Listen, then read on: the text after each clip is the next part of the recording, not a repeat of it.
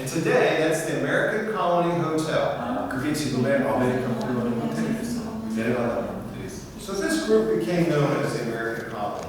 그래서 이 그룹이 이제 아메리칸 콜로니라는 그룹으로 알려졌어. So Bertha and Grace grew up, and Bertha fell in love with a German man. 첫째 딸이 자라서 독일 남자와 결혼하게 됐고. His name was Mr. Vester. Mr. Vester. He was a member of the American Colony. 아메리칸 콜로니의 멤버였어요. And the American Colony bought this house in 1905. 1905년에 아메리칸 콜로니가 이 집을 샀습니다. And he and Bertha moved in here and stayed here for 25 years. 그래서 첫째 딸과 남편이 여기서 25년을 살았습니다. They raised 4 girls and 2 boys in this house. 4명의 딸과 2 아들을 여기서 키웠습니다. And if you read Bertha's book that she wrote, 그가 쓴 남편이 쓴 책을 보면 she talks about their family singing. They love to sing. 그 가족은 노래하는 걸 너무 좋아했고. Anytime they had a chance to sing in the old city or public gatherings around, they would try and sing. 어느 곳이든 올드시티든 어느 사람만 모이면 노래했습니다. And so Anna, the mother, the grandmother, would come down here to visit her grandchildren. 그러니까 그 이제 할머니가 애나가 스패포드의 부인이죠. 이분이 여기 와서 아이들을 볼 때면. And so we're confident that this is the room and that's the piano that Bertha played. 그 분이 연주하고 노래했던 그 방. 지금 남편이 부인이 노래죠. So at this point, we want to stop. We want to sing. It is well my soul. 우리 이 찬송을 Now, would you like to sing it in Korean? Yeah. Okay, that would be wonderful for us to hear. And Gail will play for us. And we will enjoy. Portuguese too? Yeah. So, okay. All right. Let's.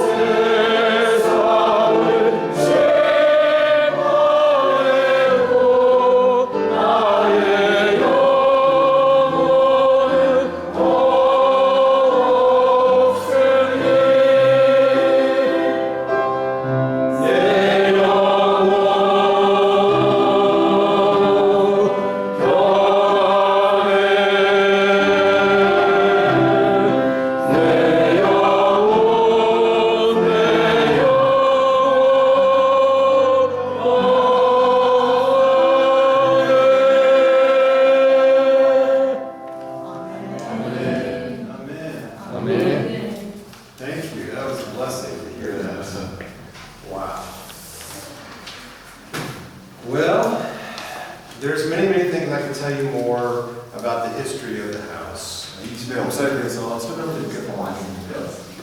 But let me just say that at one point, this was the Swedish consulate, this house.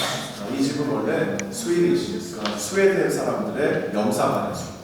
The man who owned the property was a member of the American colony. 아메리칸 콜로니의 멤버, 호텔 그 회원의 멤버였고, So Larson was from Sweden, and this was the Swedish consulate. 그래서 여기에 이제 스웨덴 사람들의 영사관이 있었습니다. And then over the years, it's been many different things. It's been a high school dormitory, 학교에 기숙사들이 있었고요, a guest house, 게스트하우스도 있었고, also the headquarters for youth with a mission.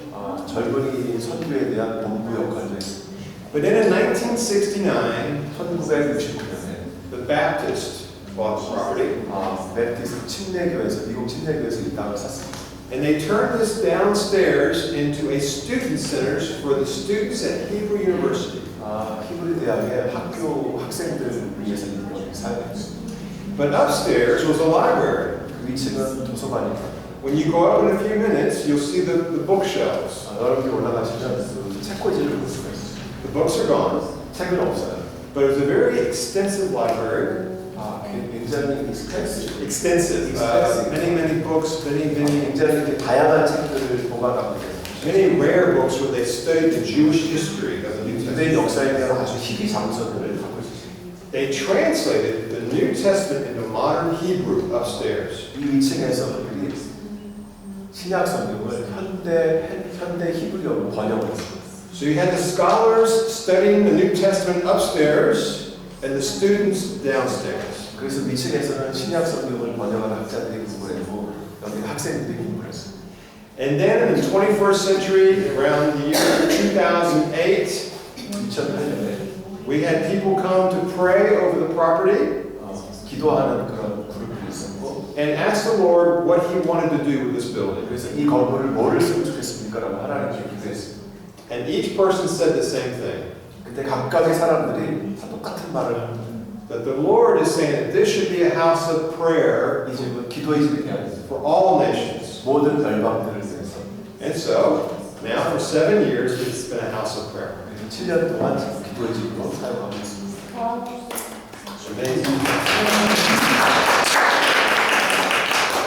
Over 14,000 people have come in this room in the past 3 years. 지난 3년 동안 14,000명이 넘는 사람들이 여기를 방문했습니다. But what's more amazing than that, 더 놀라운 것은 of those 14,000 people, over 3,000 have been Jewish, Israelis, secular, and Orthodox have come in. 그 중에 3,000명이 유대인 정통파 유대인들, 유대인 세속 유대인들이 여기 다녀왔습니다. They've come to study the American colony, 아메리칸 콜로니를 공부하러 왔었고, or some other type of tour of Christian sites. 기독교 지역을 여행하기 위해서도 여기 다녔습니다. But they come in and we sing the song. 그들이 오면 우리가 이 노래를 불러줍니다. It shares the gospel, verse 3. And then they go upstairs and they read the scriptures. 위층에 올라가서 그들이 써있는 성경을 읽습니다. The scriptures upstairs are from 1 John chapter 4. 저 위에는 요한복음 4장이 있습니다. Telling about how God loves them. 하나님은 어떻게 사랑하시고 Loves us. So, we want to go up there in just a minute. Before we do, I want you to look at this. 그림을 좀 설명을 드리겠습니다. This was painted by a Messianic believer. 유대인 예수님 믿는 유대인이 이 그림을 그렸습니다. And she painted these.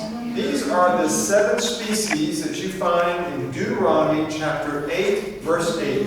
신명기 8장 8절에 나오는 8가지의 곡식과 과일을 그립니다.